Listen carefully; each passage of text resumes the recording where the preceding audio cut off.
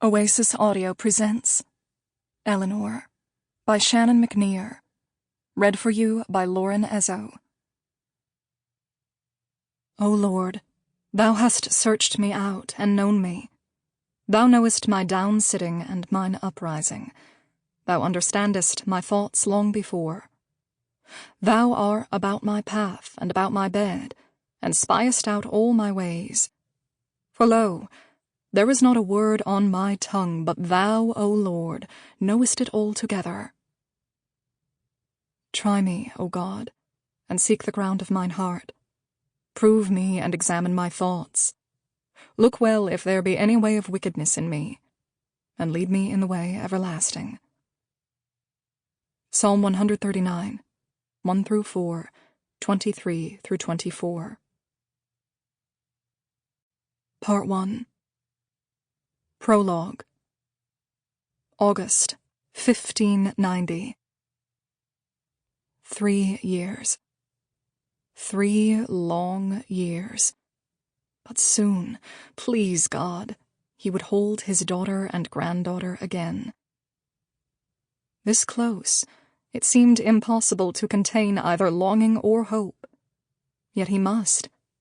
He knew, with every shred of his being, how unlikely it was that the colonists had stayed on Roanoke Island beyond that first autumn. But the anticipation of stepping upon this shore once more, of gaining at least a hint of what had become of them, he could hardly breathe. Green and gray and blue were the waters around and behind him, but he had no eye for the dancing splendor of the waves.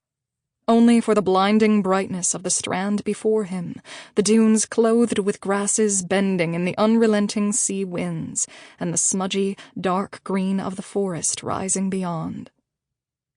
God had, despite much peril and many months of privateering, brought them safely through the storm.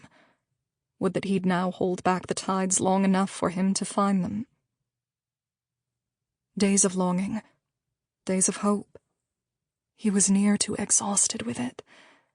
In their slow sail past the islands to the south, he'd expected some sign of life, of habitation, but nothing, not even a signal fire. Then, drawn by smoke to the north, they'd passed on without any attempt to go ashore. Smoke to the south led to the decision to go ashore nearer rather than farther, leading to a long, hot trek only to find an unattended, burned-out fire. An entire day lost. One delay after another, even that morning.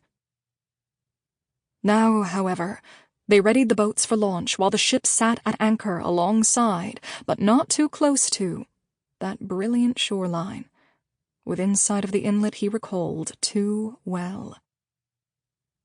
Please, gracious God. Chapter 1.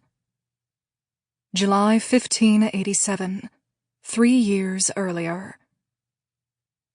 In the beginning was the sea, she murmured. Face turned to the wind, Elinor Dare clutched the ship's rail with one hand, her coif with the other. Salt spray drove up over the rail, cooling her cheeks. The scripture reading earlier in the week had been from the first chapter of Genesis, describing how God, who had created the heavens and the earth, hovered over the face of the deep, before dividing the waters from each other, and then dry land from ocean.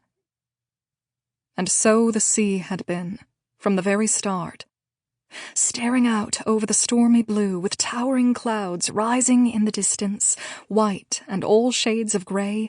Elinor could feel its ancientness to her bones.